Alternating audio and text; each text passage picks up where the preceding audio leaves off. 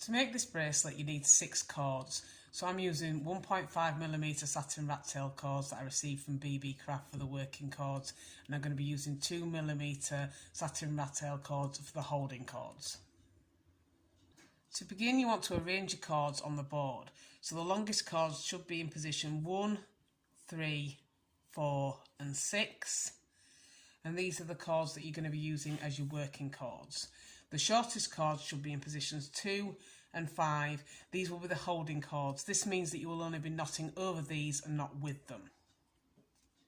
This is a 4-row repeat pattern, so you can begin differently to me if you prefer, but I'm going to start with the outside cords in positions 1 and 6. So starting with the cord in position 1, you're going to do a hitch knot over the cord in position 2. So you want to take this one over the top of this cord and then lift this one up and pull cord 1 through. And then you want to take the same cord underneath, pull it over and through. And then you want to do a mirror at the other side. So taking the cord in position 6, you want to work over the top of the cord in position 5 and lift this one up and pull the cord underneath and through.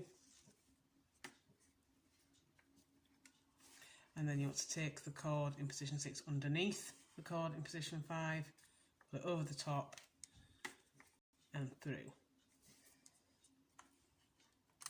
For your second row, you want to take the cord in position 3 and you want to work it over the cord in position 2. So you want to take this cord, working like that, and then pull it underneath and through. And then you want to work the cord in position 3 underneath the cord in position 2 and pull it over and through. And then you want to take the cord in position 4 and do a mirror image by taking this cord over the top of the cord in position 5 and then pulling it under and through. And then putting the cord in position 4 underneath the cord in position 5 and pulling it over and through.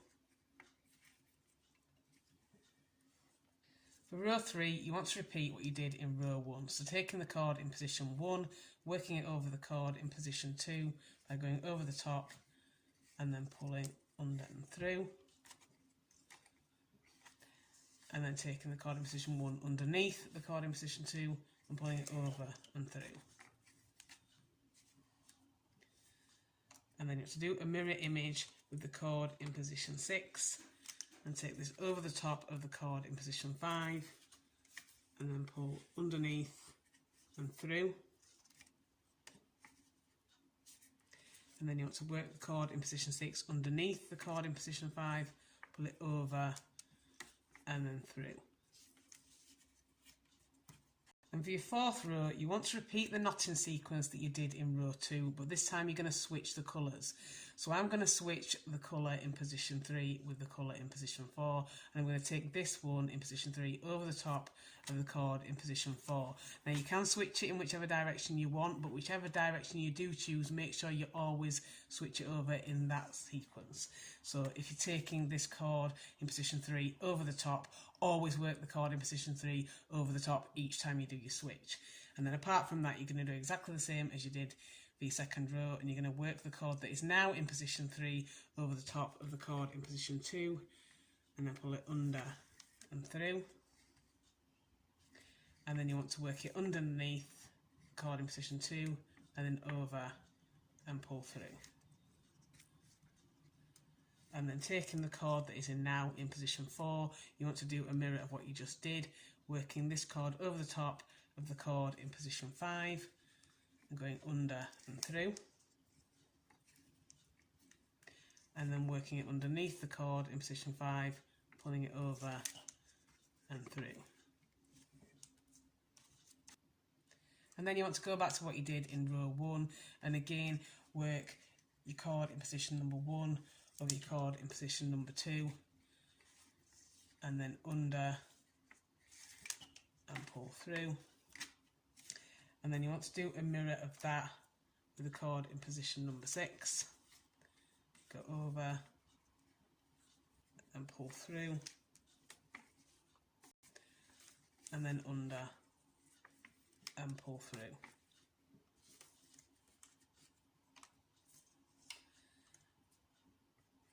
And again, you're going to take your second row, and once again you want to switch, so every time you do the centre chords from now on you will switch. And then you want to take the chord that's now in position 3, you want to work over the chord in position number 2,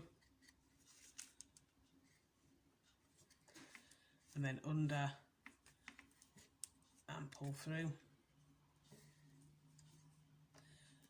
And then taking the colour that you've just switched with, let's do a mirror image,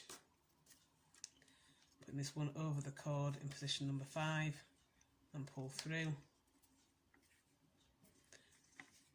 and then under and pull through.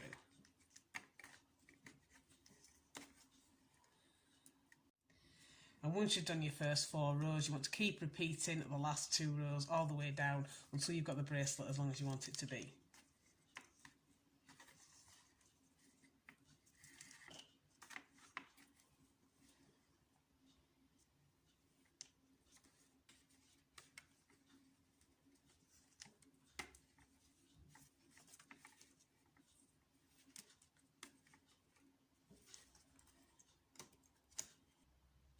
And once you've finished, you should end up with something that looks like this. So I've finished with crimp ends and a clasp fastening, but you could do just braided tie-ons if you prefer. And that is your completed macrame bracelet.